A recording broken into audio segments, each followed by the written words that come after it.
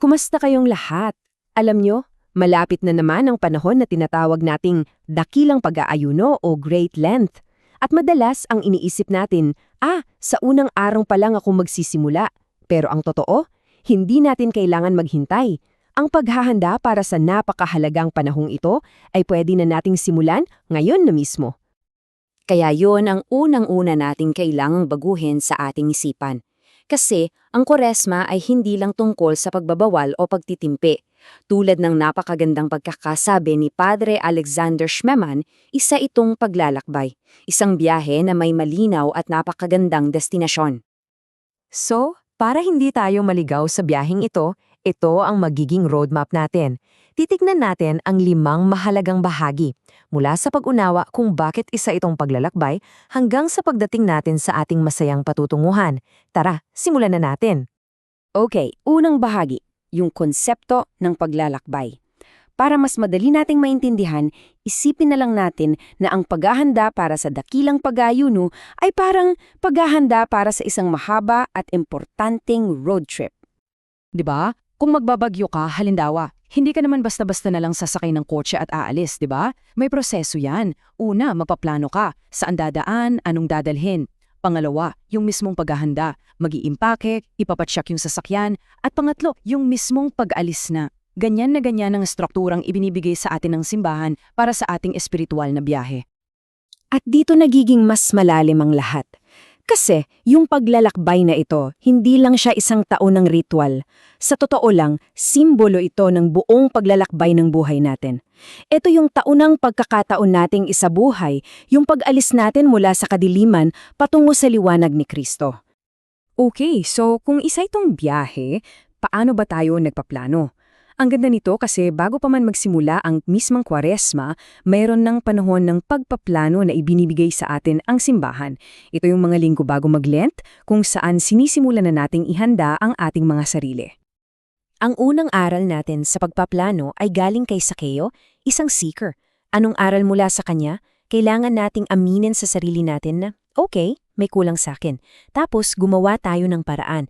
Kahit pa kailangan nating umakyat ng puno, ika nga, para lang makita si Kristo. Magsimula tayo sa pagnanais na makita siya. Kung si Sakeo ay tungkol sa pagnanais, ang kwento naman ng babaeng Kananea ay tungkol sa pagtitiyaga. Alam nyo, minsang sa biyahe, mapapagod tayo. Pero ang aral dito, huwag sumuko. Tuloy lang sa pagtawag, tuloy lang sa pananalangin, kahit parang walang sumasagot. Dahil darating ang sagot sa tamang panahon ng Diyos, hindi sa atin. Alright, may plano na tayo. Ngayon, ano naman ang laman ng ating bagahe? Dito natin kailangang linawin ang isa sa pinakamalaking maling akala tungkol sa Kwaresma, na ito raw ay tungkol lang sa pagkain.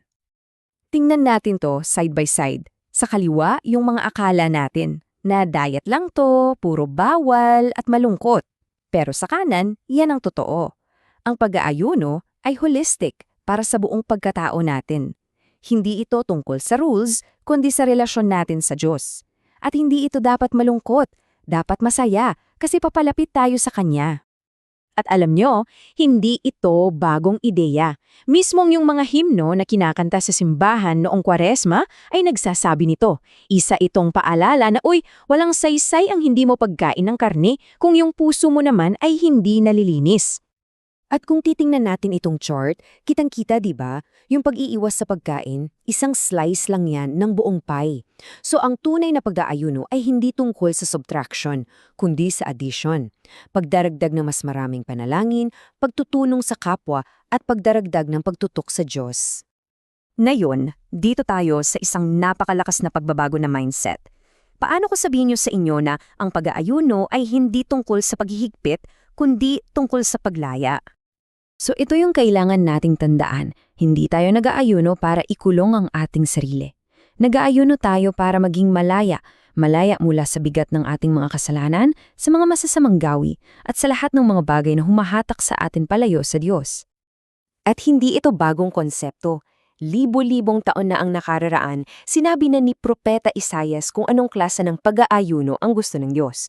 Hindi lang yung pagtitiis, kundi yung aktibong paggawa ng mabuti, pagtulong sa nangangailangan, pagtatanggol sa naaapi. Yun ang tunay na pag-aayuno. Lahat ng ito, Lahat ng pinag-uusapan natin ay hindi inimbento kahapon lang. Ito ang sinuunang karunungan ng simbahan, isang napatunayan ng landas na ginagabayan tayo taon-taon para sa ating espiritual na pagpapanibago. At syempre, lahat ng paglalakbay mayroong destinasyon. At para sa biyaheng ito, ang patutunguhan natin ay ang pinakamaliwanag, pinakamasaya at pinakamahalagang pagdiriwang ng buong taon. Kasi sa huli, yun naman talaga ang layunin ng lahat ng ito, di ba? Lahat ng pagsisikap, lahat ng pag-aayuno, lahat ng panalangin, para saan? Para pagdating natin sa Pasko ng pagkabuhay o Pascha, yung puso natin handang-handa nang tanggapin yung kagalakan ng muling pagkabuhay. Ulitin ko, hindi natin tinitiis ang Kwaresma para lang matapos na, hindi. Nilalakbay natin ito dahil yung mismong proseso ng paglalakbay, yun ang nagbabago sa atin. At dahil doon, yung pagdating sa destinasyon, mas nagiging makabuluhan at mas matindi ang saya. Alam nyo, madalas, ang pinakamahirap ay yung unang hakbang lang. Pero kailangan nating tandaan, ang buong paglalakbay na ito ay nagsisimula lang sa isang maliit na desisyon, sa isang maliit na hakbang. Kaya ang tanong para sa'yo at para sa akin din ay ito, ano kaya ang magiging unang hakbang mo?